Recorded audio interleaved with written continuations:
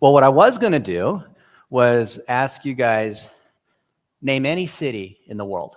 So name a city. Barcelona. So I've been to Barcelona, and what I would have done was I'd open up my Google Photos, type in Barcelona, and you'd see all the pictures of the Three Sisters Cathedral, of the whole Olympic tour there, of the Las Ramblas in Barcelona. I even went to Pamplona. I did the running of the bulls. That was back in 1995. I ran D1 track for SMU. It tells you how old I am. And what I'd also do is say, name some kind of activity. And you name an activity. Skiing. So I type in skiing, and you would see me skiing with all over the world with different friends of mine. And I'd say, where is this coming from? And it's all coming from my phone. And this is an iPhone, so I'm paying $10 a month for the iCloud. I'm paying $10 a month for Google Photos, $10 a month for Amazon, $10 a month for Dropbox, because from here, I could show you. Your eyes are probably better than mine, but everything here is automatically categorized. And the reason why this is so important is that when Chad and I are hanging out and eating barbecue in Austin, I can take that and I can repurpose that into all these other channels. So the reason why I'm showing you this is I want to solve the biggest problem I see in digital marketing, especially for B2B companies, especially for companies that are like not in sexy industries, or they have smaller teams, or they're overwhelmed with all these tools, or there's lots of agencies and vendors and confusion. And I've never heard a marketing team say, you know what, I've got too much budget. I have too many people. You know what, I don't really know. There's not ever enough. So this is what I want you to think about. I was going to show you for real, but you'll just have to trust me.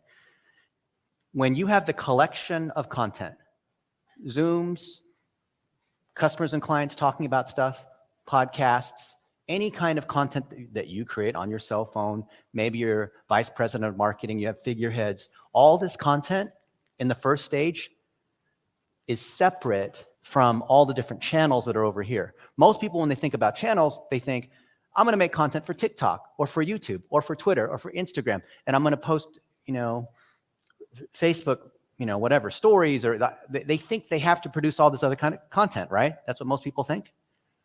It's absolutely wrong. And I've tested this. I put $1 billion of money against this in the last 5 years to prove that this is the case.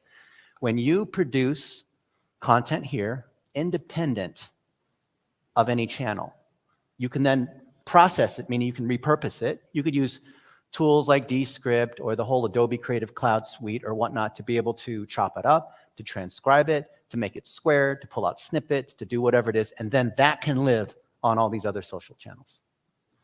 That's the breakage that most people have, because they say, well, what's the best channel? I should focus on Google because SEO is like the best investment and all this, and all the SEO people say SEO, and then the PPC people, they have their arguments like great taste, less filling.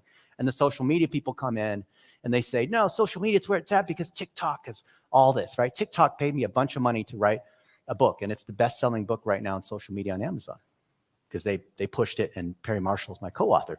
And in that book, I say, yep, don't make ads, make TikToks, which is the tagline you hear them saying. But that's not exactly true either, because do you know, I was in a meeting with TikTok's executives, and have you guys heard of Spark ads? Oh, you guys are smart. Who's heard of Spark ads? Guess what percent? So TikTok, by the way, they just announced their earnings, right? It's going through the roof, $10 billion of annual ad revenue. Google and these other guys are struggling, or Facebook laying off all these people. Meta, they're still Facebook. Guess what percent, just as an example, and I'll show you how it fits back with this. What percent of TikTok's revenue is from Spark ads? Or does everyone know what a Spark ad is and why that's so important? No? Who doesn't know what a Spark ad is? You got to tell me. Okay. Oh, okay. So who here is in their marketing department is struggling with creating enough content? Pretty much everybody, right? Because Gary Vaynerchuk says you should make 100 pieces of content per day and all this, and you probably don't want to be doing these walk and talk selfie sorts of videos and this kind of thing, right? So what you do is if you had a web browser, you do a search inside TikTok. You do a search in Google, you do a search in YouTube, you do a search on Twitter. Man, I would really love to have a web browser right now so I could actually show you. Like, I would call out any one of your examples and I'd pull up your company and I'd find your best customers and I'd find all this media that you guys aren't even using. I would find those people on Instagram and TikTok and Facebook, not because I'm looking for influencers, but I would find those particular posts of theirs. I'd reach out to them saying, hey, I really like what you're doing. I would love to feature you on our social media. Can you go to that particular post on TikTok, for example, and grab that access code? And then we're going to boost it. Us as a company, we're going to boost that particular post and feature that. So you get more exposure on your particular post. It's not for our brand. You get more followers. You get more impressions, right? It's to promote you. And we would love to spend $500 on that particular post. We did this test for World Gym. They're the original bodybuilding company. And it doesn't have to be something sexy like entertainment and sports and fashion and dancing and like that kind of stuff. And we drove an extra 7 million impressions. And more importantly, we drove more gym signups in Australia, in Los Angeles, and all these other places. We did it for the world's largest budget hotel chain, which I can't tell you who it is, but you guys will know who it is. I'm just not allowed to tell you what the name of it is. They have a yellow logo. And we said, hey, who here has ever stayed at a name of this hotel company? Why don't you show how you're able to save money when you're on the road, when you're going to a sports game, when you're having a girls' night out, when you're doing whatever it is, and just tag us and show how you're able to save money or your tips for having a good time on a budget when you stay at a hotel chain, right? And so we got hundreds of these submissions. And the ones that we found, we boosted. You guys know with college, NCAA athletics, things have changed with NIL, right? Name, image, likeness. College athletes can now be paid for pretty much anything except for like porn or sports sponsorship things. But it's like wide open now for this sort of thing. So for this particular hotel chain, we took those posts from parents, from students, from just people in the community, all across the United States, and we started boosting those posts. Those posts did better than the posts that we had in corporate marketing. Because in corporate marketing, we had these rules and compliance and legal and meetings and just, couldn't get anything done. But we found all these other people from all the different walks of life that met kind of the demographics that we were looking to find. We boosted their posts, and it drove more people coming in to book because it humanized what we did. Who's heard of GoDaddy? So GoDaddy's headquartered here, and my buddy Isaac Irvine runs the personal brands and community management for GoDaddy. And he came to me and he said, Dennis, I don't feel comfortable managing the brands of all the different executives and across all of GoDaddy because I myself don't really have this strong personal brand. So who am I to be telling other people how to do this? What should I do? And I said, Isaac, start making little videos about your son and about when he first was born, you were afraid he wasn't going to survive because he wasn't breathing, or talk about how you do this thing with your mustache and you have this beard oil. Talk about how you ride unicycles. Talk about the Tempe Town Lakes and how you like to go there on the weekend. And, talk about how noisy it is on 6th Street, right? Talk about these different things. And we took those videos, which were in this first stage, and then we chopped them up, sometimes with no editing. We put them on Facebook, and we started boosting them for $1 a day. We had one video where one of his sons was made fun of. You guys have probably seen it on the news here, but it made national news, where his son was made fun of for having long hair. He was growing his hair long for kids that had cancer. So I think it's called Locks of Love. You guys have heard of that?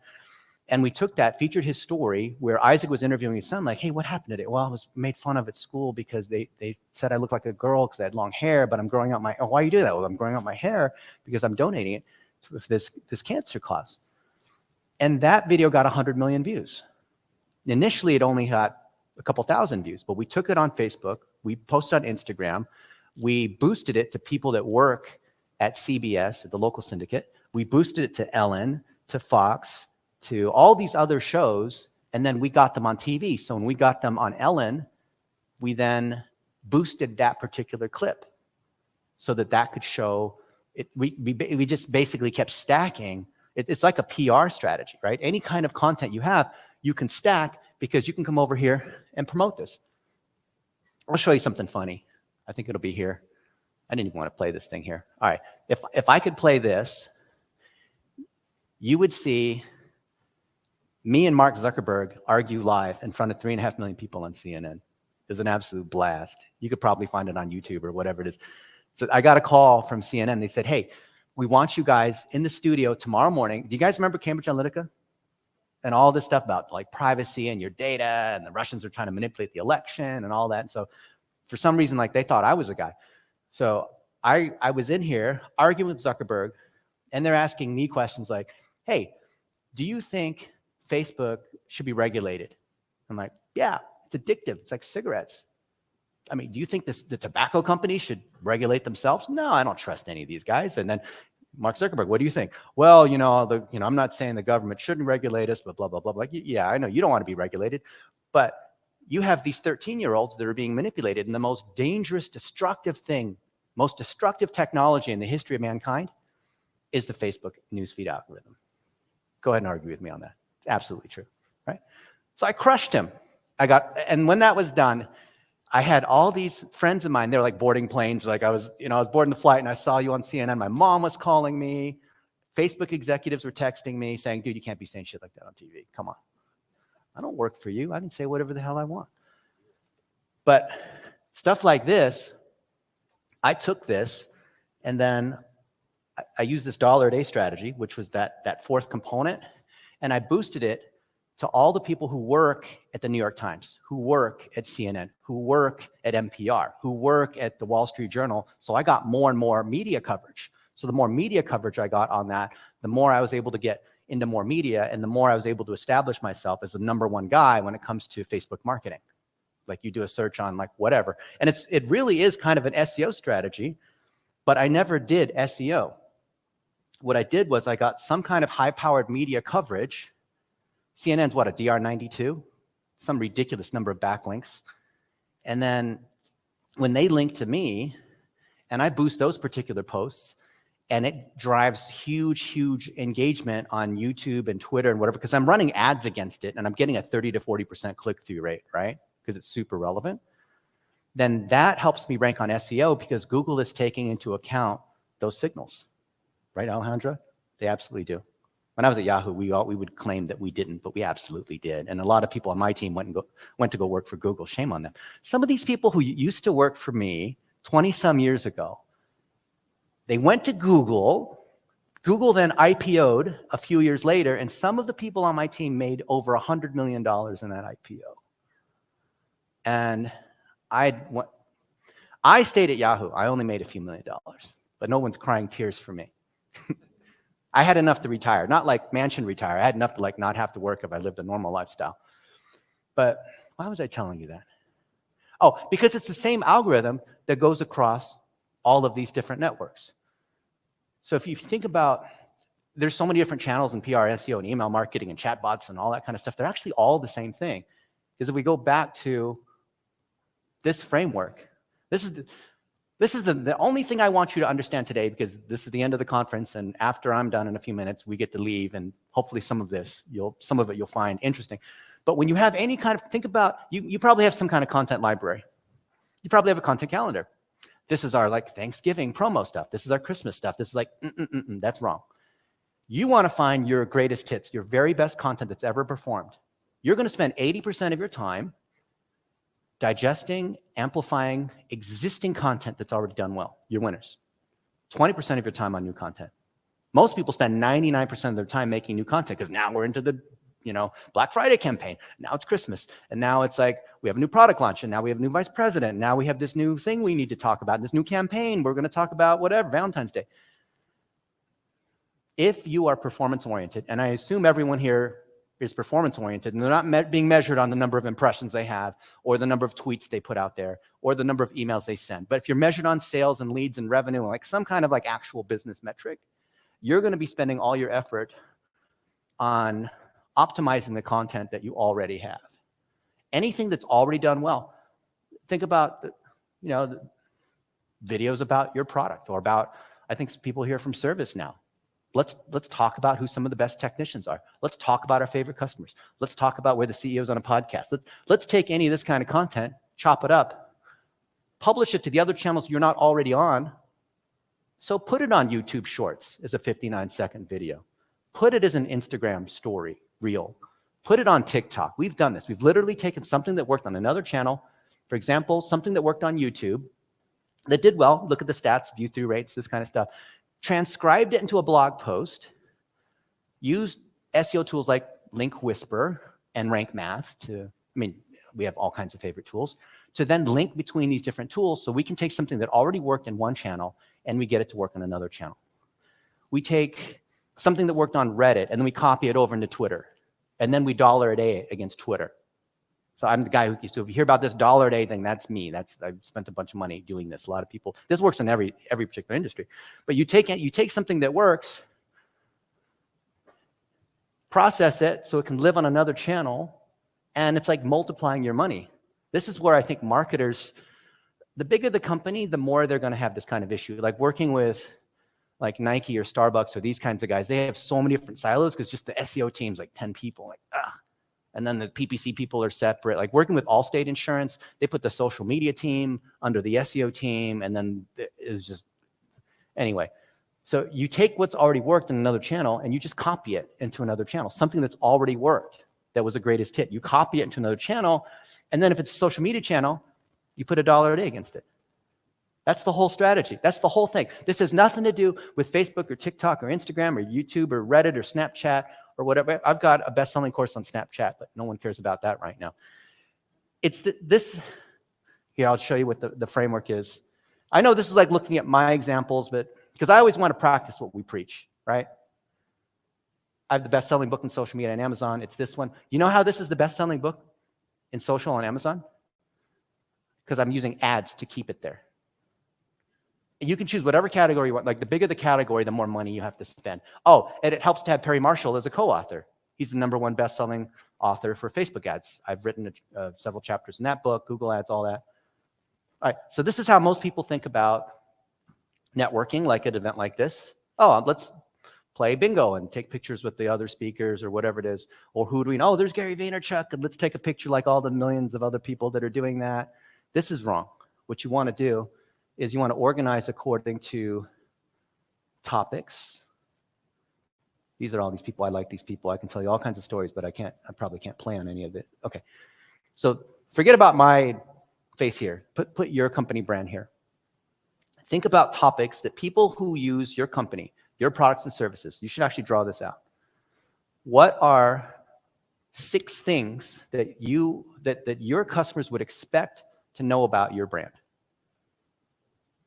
That you are trustworthy, that you know something about home services, that you care about the family, that you are based in Phoenix, that you're an outdoor, you know about the outdoors because you sell outdoors equipment. Like what is it that that your customers would expect you to be knowledgeable about, right? So if you made a YouTube video showing how to do something, then what would that topic be? And you can even break these into different subtopics. So from these particular topics, I would then bridge into who are those people that are knowledgeable in those particular topics. And this is where most people mess it up because they think it's about influencer marketing or trying to get as many impressions on TikTok, which is why they start dancing and nonsense like that. But Dr. Karen Freeberg, who I was with her in University of Louisville just last week. So she has the #1 best-selling book in PR and social media for professors. So she speaks at all the conferences. She's what we call a lighthouse, which is an example for all these other people. So certainly when I'm co-creating content with her and we're having lunch together and I'm taking a picture of this or whatnot, that shows that I'm knowledgeable about education. Let's say we're an education company or whatever company you have and you want to be known for education, then who are the other people that you need to know? So one of my friends in town is Tommy Mello. He runs A1 Garage. His billboards are everywhere. We're going to be spending 3 days together next week, which is why I came into town. I have a house here in Gilbert. I also have a house in Vegas and in LA, but I love coming here. It just depends on whether Satan's in town or not, right? Not in town right now, so it's good. So if I have someone like, well, Tommy's not in this example, but if I have Tommy and I know he cares about mentorship and I have a partnership with A1 Garage. So let's say that, Tommy does garage doors and I do window blinds or I do roofing or I do something that's kind of related in home services. Then I have a partnership with someone else. And if I co-create content with that person, with that company, with that brand, that is naturally going to have more social play. It's going to be more interesting than the typical kinds of marketing we see people producing, which is like, buy my stuff. It looks like a commercial, right? This is how you make stuff actually be more social. When you create lots of content around these particular topics, now you have the ability to repurpose into these other channels. So this is where everyone gets the channel strategy wrong, because they come up with their annual budgets and say, well, this is how much we're going to spend on the website and how much on PPC and how much on whatever it is, when really it should be one big bucket of money, and that should be allocated based on what's performing the best. If you're approaching it from a performance standpoint, then I could look at this. So Caleb Williams is the #1 seller of life insurance in the United States. He's the keynote speaker at NAFA, which is National Association of Insurance and Financial Advisors, the largest organization for people that sell life insurance, basically. And he and I have made some courses together. And I've taken this, just short little walk and talk, 1-minute style videos, and I put it on Facebook, I put it on YouTube, I put it on Twitter. I have 75,000 followers on Twitter. I think I have close to 1 million on Facebook, but I don't get as much reach as I used to have. And then what I'd do was I would take that and I would micro-target to members of NAFA. NAFA Washington, D.C., NAFA Canada, NAFA Arizona, NAFA whatever it is. And I think the total membership there is like 40,000 insurance agents. Because if you're a life insurance agent, you have a membership here. That's kind of the thing you need to do. So I would take videos of him and I targeting NAFA. And so the click-through rate on, take a guess on what so people are scrolling through Twitter and there's an ad. It's my ad. And it's a video of me and Caleb saying, hey, if you're a member of NAFA, we're going to teach you how to do marketing. If you're a 58-year-old white guy and you don't understand how to do social media, we're going to show you how you can drive leads and not use the yellow pages and this other kind of stuff. We put together this free course. It's sponsored by NAFA. Come join us now. So you see Caleb and I, and the video starts with him because he's the one that's recognizable. The people who are members of NAFA don't know who I am. I'm just some like fat Asian guy. Instead, there's this guy like, oh, I know who this like handsome, well-known guy who speaks at our conferences and teaches marketing and whatever. And this Caleb's saying, yeah, and that's why we brought in Dennis, because Dennis and I have been doing this testing, and we've tested across all these other life insurance agents, and we found that this is the model on how you can do personal selling, to sell life insurance. What a horrible thing to try to sell. This is how you do it, right? Guess what the click-through rate was on the Twitter ad? Caleb, who's well-known by NAFA, targeting people who are members of NAFA, super high relevancy. What was the click-through rate? Yell it out. 70? Oh, come on now. It was 40. It was 40%, okay?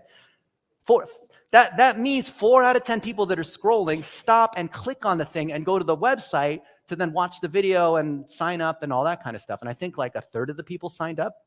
And I'm wondering, like, why would 2/3 of the people not sign up? It's free. They just have to put in the email address. We're not charging anything. Our cost per click was 2 cents to go from Twitter to the website. So did I do anything special? Was it because I was using a 6K red camera and I hired a professional videographer? No, I was using my freaking iPhone. Hey, Caleb and I are here, and we created this course for you. I shot it in vertical video, not horizontal, vertical video like this. Hey, Caleb and I made this course for you. I want to tell you why this is worth your time. Like that, just like this. I have gone to photo shoots. You guys remember Purple, the mattress company? We spent $100 million of their money on Facebook ads. And we promoted things like Goldilocks. Remember that? She like drops the egg and all that. And we burnt out that initial ad because we just put all the money on that one ad, and the frequency was so high. Our relevance score was a 1. Facebook said, hey, you guys, we love you spending money on this, but you can't just keep doing this because you've burnt this ad out. And I said, geez, this is really scary, because the whole fortune of Purple as a mattress company is based upon this one ad. And when this one ad dies, we have no more marketing. This is the only asset we have. What are we going to do? So we brought in other, Harmon Brothers were the ones who made that initial video. And we had other camera crews try to come up with another Harmon-esque kind of thing. We had a pillow, we had a blanket, we had other sorts of things trying to replicate that success, like a bear in the woods, doing like all these like fun skit kinds of things. And that's what the Harmon Brothers do. Then I came in with the cell phone and did a bunch of little silly things.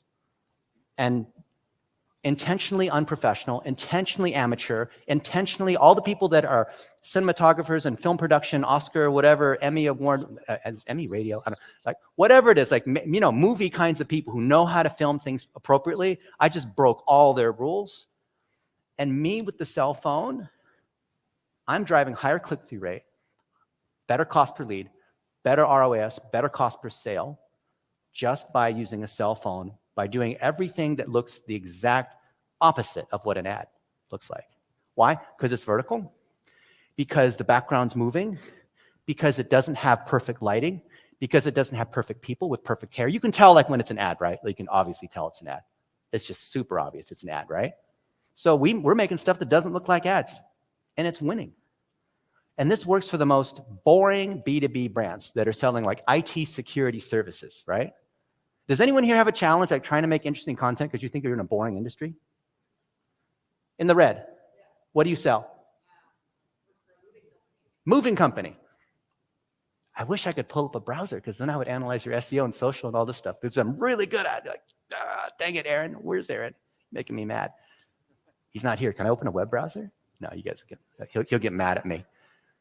He's like crushing me. I want because this is where the magic is. Where I open up the web browser and I start analyzing your stuff. What's the name of the moving company?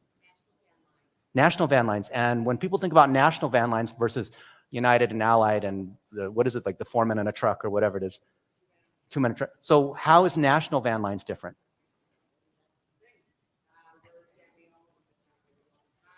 But you're local here to Phoenix? Oh, because you're national, of course, National Van Lines. Chicago, okay. And so what is your challenge?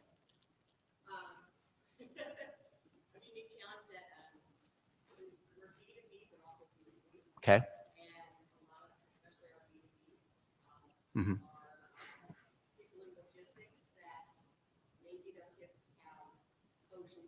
Uh-huh. But they don't, so it's hard to reach them, right?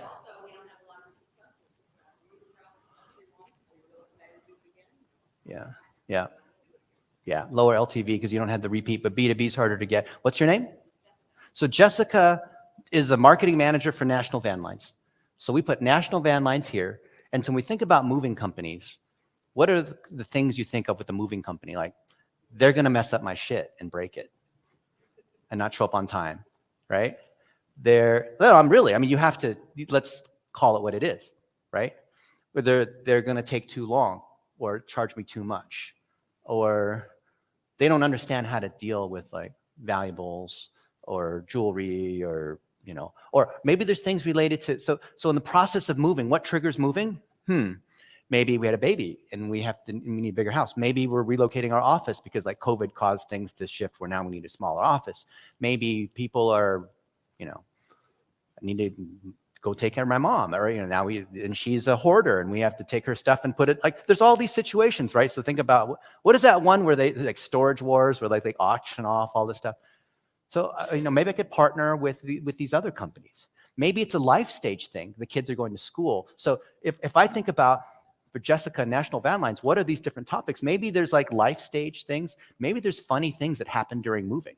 Maybe you make like a funny little video where it's like when the customer's not watching and the movers are like taking and like smashing their, you know, the moving boxes. Like you saw like United, you know, breaking guitars, where like one of the customers took a photo of that, or, you know, a picture of like the baggage guy, like throwing the stuff and like having a good time. Like there's so many different ways where you can call out the things that people think about moving companies. So the thing here, I'll give you an example, Jessica. So we did this for Ashley Furniture, which is the world's largest manufacturer of furniture, largest retailer, way bigger than IKEA. You guys have heard of Ashley, right? So corporate came up to us. I was speaking at Social Media Marketing World, which is the social media conference. And they said, you know, we've been spending millions of dollars on social media, and we're getting a 25% cost per click, and our CPM is like $2.57, and Facebook tells us it's good and we should spend more money. We should up our budget from $2 million to $4 million, and Twitter wants our money, and YouTube says we should run these different sorts of things, and all these different vendors are all saying you should spend money with us. But frankly, we don't know whether we're actually selling any more furniture than the other furniture places. And, you know, there are some differences, different levels of furniture. You can buy like really expensive furniture. You can buy like cheap IKEA furniture, and there's all this stuff in between. But what do we need to do? Because here's our metrics. At the corporate level, we need to get people into the store, a store visit, at less than $20. And of those people, we need 1/3 of those people to buy. And of those people that buy, the average checkout is $2,200. We need to be able to tie it to the point of sale so that any kind of marketing we do, YouTube, Facebook, email marketing, referring campaigns, free hot dogs on the 4th of July, all these different things need to tie to an ROAS of 20. So for every dollar we get, we need 20 because furniture is expensive and the margin's low because of all these other things that happen. So what we did was, I said we, but actually I came up with the idea. I said, let's take a few pilot stores in Tuscaloosa, Alabama, in Chicago, in Amherst, New Hampshire, in Seattle. Let's round up some of the salespeople, have them pull out their phones. So this is what you're going to have your people do, Jessica. Pull out their phones and start making little videos. So I remember in Alabama, there's this guy named Woody Marks, and he said, you know, on Sunday, we'd have this go-around couch, and we watched, because they care about football, right? There's what is the team? Roll Tide, yeah.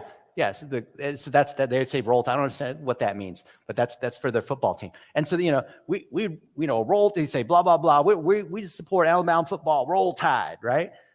And he's got a strong country accent. We took that, and he wasn't even promoting the particular kind of furniture. And we had different people that were saying, you know, we just moved into this new house, and this kind of color goes with this color, and this is how, you know, whatever it is. And then we had husbands that were saying, you know, my wife, Jessica, she knows so much about that. Like, I have no idea. Like, whatever she wants to do, just don't spend too much money, honey. Right? Just taking those different stories. We had moving stories where the guys we would show them unloading the truck and carrying it up the stairs, and then, like, you know, loading or like putting it in the living room and like fast forwarding it so you could see like the whole process sped up. And we made hundreds of these, not professional people, but we had the salespeople, the delivery people, just people all like not professional actor marketing sorts of people, just people that were doing their everyday jobs. The delivery drivers were making these videos, and we outperformed anything that they'd ever done by like an order, like 10 was the order of magnitude. That first year, we spent $1 million and drove $38 million in sales. Provable point of sale, tied back to the phone number and email address in the point of sale, matched back to store visits on Google and store visits on Facebook. Because, you know, if you match the data back, conversion API and all that, you can see what the sales are, especially with like iOS 14, Google Chrome killing the cookies and all that kind of stuff. And all that was to say is, so then something else happened. So that one with Woody Marks, where he's in Alabama talking about the go around, one of our people, admitted this happens, they accidentally ran that ad campaign in Seattle and in Chicago and other places where there are not people that talk like that. And they don't play football like that. And it was like completely different. And guess what? It still sold. It still worked. And I thought, well, they're going to fire us because we messed this thing up. Yeah.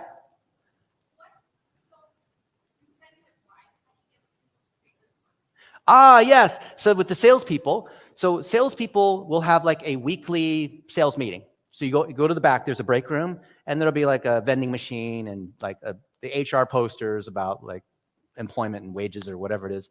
And we had a shrine basically of all these different snacks and whatnot, saying we love our salespeople and let's encourage who's made the 1-minute video. So when they'd have the weekly sales meetings, we would say, hey, so-and-so had the best 1-minute video, here it is. And everyone would honor it. And then we'd hand out gift cards for $20.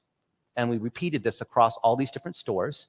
And it wasn't just that we were giving them incentives to make the videos, we would boost those, and that would drive more people into the store. So, right, it used to be people would come into the store and they'd say like, I'm looking for a couch. And then like the next available person would like, show me the couch. But then they would come in and say, hey, I want to talk to Alejandro. I want to talk to Fernando, right? Because they saw Fernando in an ad. So we elevated those local people so they felt like mini celebrities. And there were some of them that were driving over $1 million in business just from the ads that we were running under Ashley Corporate's budget for the different stores.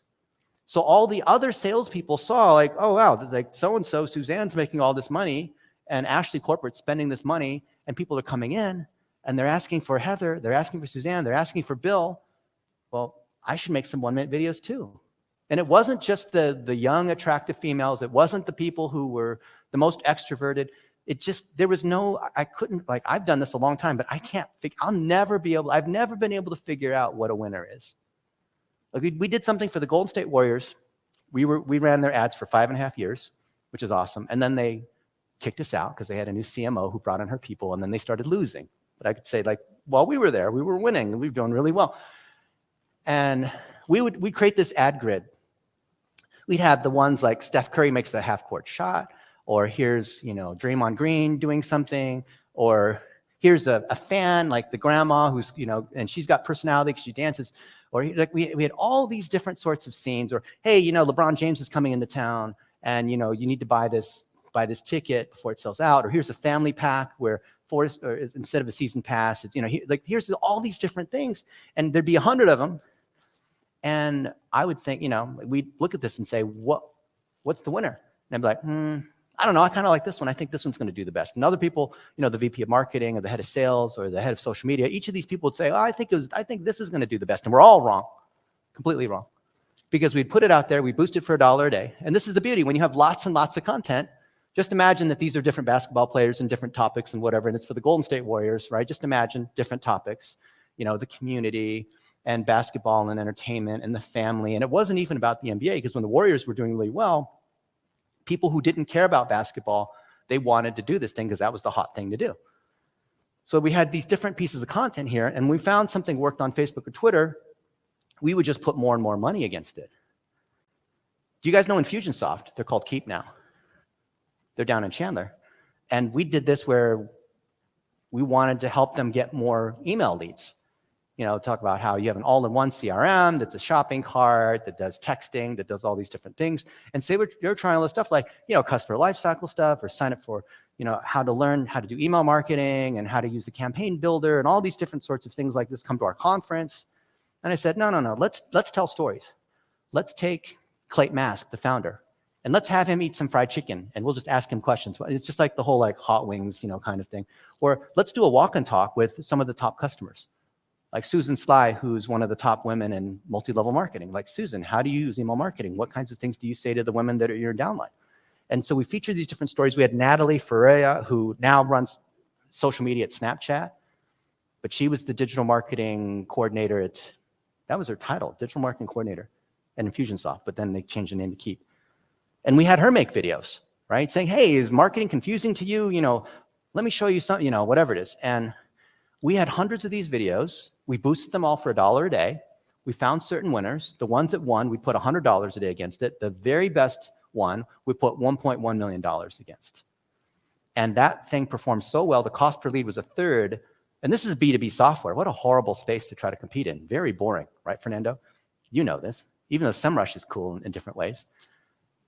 And it performed so well that Sheryl Sandberg, who's the COO of Facebook, sent us a big plaque. If you spend enough money with Google or Facebook, where they start sending you like refrigerators, and you guys ever get to it, like you spend enough money, like they come visit you, they give you tickets to whatever your favorite thing is. And that did so well because we had like 100 of these different pieces of content. We put it out there across all these different channels.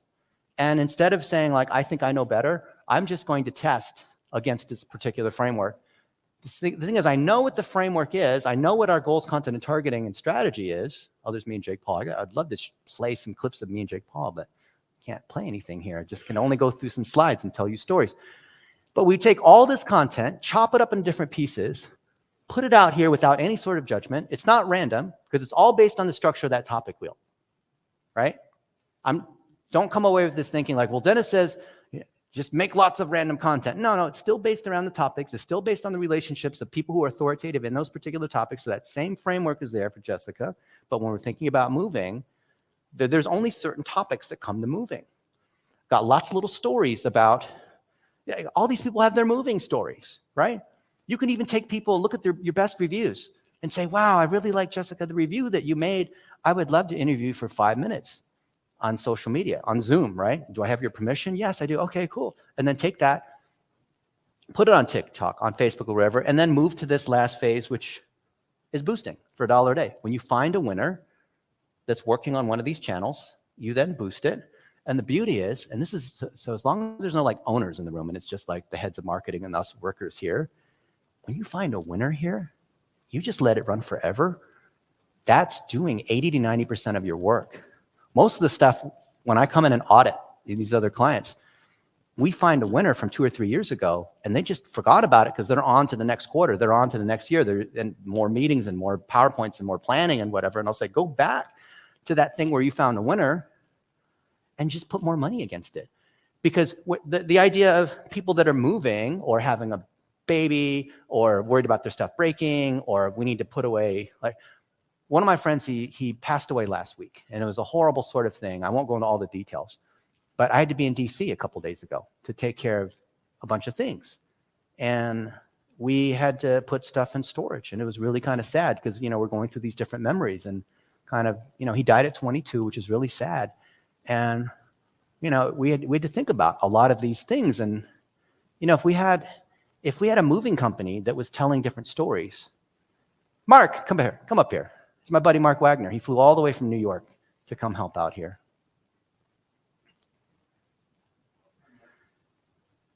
It's actually his brother.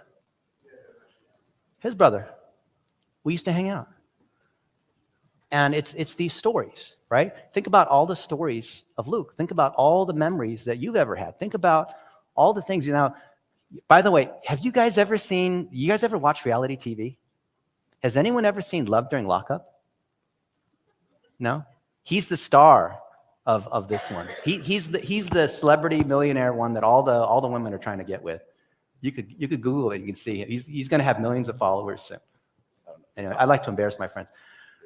But Jessica, the point is, think about, do you think that with your team, you could collect these kinds of stories and you could process it through these different sorts of tools and then post it across it?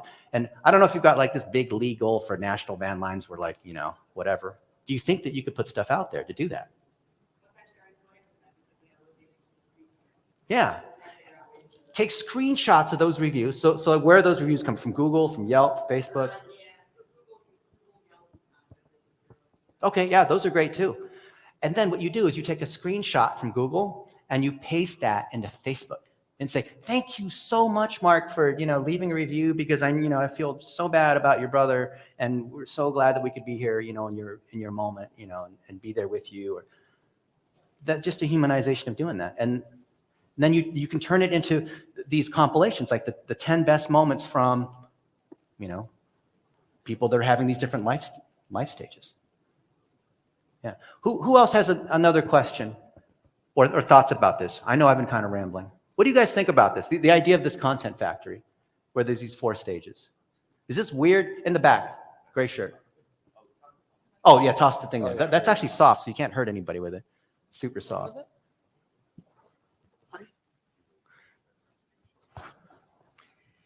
Just for how long are you testing the videos? I mean, how is the process? $1 a day for 7 days, so you're spending $7 per creative. And people say, oh, but it's only $7. I mean, I've got a $12 million budget. Yeah, but when it wins, you're going to put more money against it. The point is we want to taste it. So it's really just a testing process. So $1 a day on Facebook, on TikTok, on YouTube, on Twitter, on every single channel, $1 a day. Yeah. Thank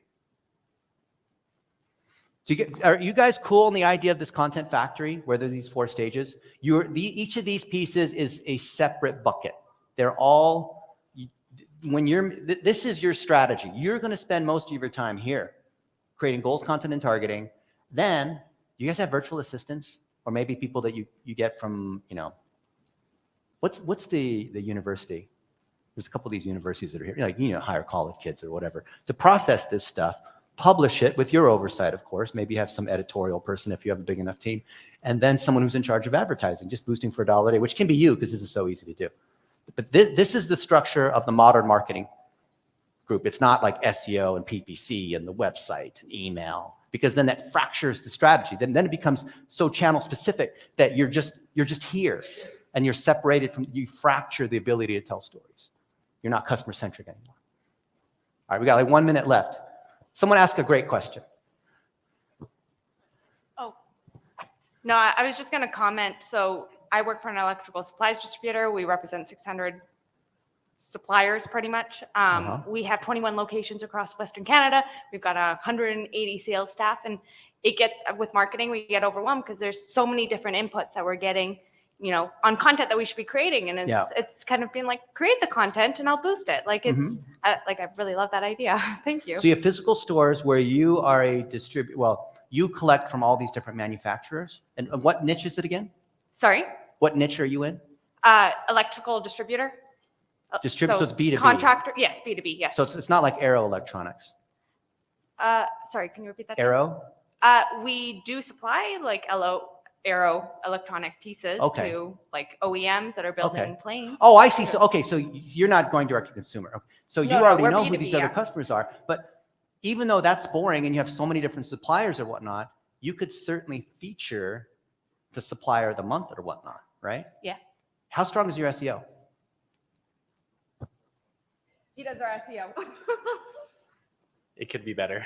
Like, I could go to, if I had a web browser, I could, I could ask Fernando and say, let's pull up how many keywords you have and pull up your top pages. But what you do is you would feature all these other people, because what happens with anyone who is selling stuff that comes from a distributor is they just take the inventory and SKUs and whatever, and they just copy that to their website. Yeah. And then the retail stores benefit from that, and they have a parent-child kind of relationship. But that doesn't work from an SEO standpoint. It's all duplicate then content, right? So what you do is you feature those particular suppliers, you feature customers in the different stores, and then those suppliers probably have higher SEO power. So they're going to want to link to that featured article that you write. And maybe you have some guest blog posts. The guest blog posts are really just a collection of these customer stories by region that you put on the local newspaper in that particular city, which is a link building strategy. Yeah. But it's a social media strategy too. Then you overcome the issue of like what products, and I can't make enough content across all the different suppliers I have and all the different stores, right? Yeah. It's a community-driven strategy. Yeah. No, I'm sorry. I'm amazed. Thank you. All right. Guys, thank you so much. I'll be around to answer questions. Apologize I wasn't able to do this other stuff where you guys are awesome. Thank you, Jeff.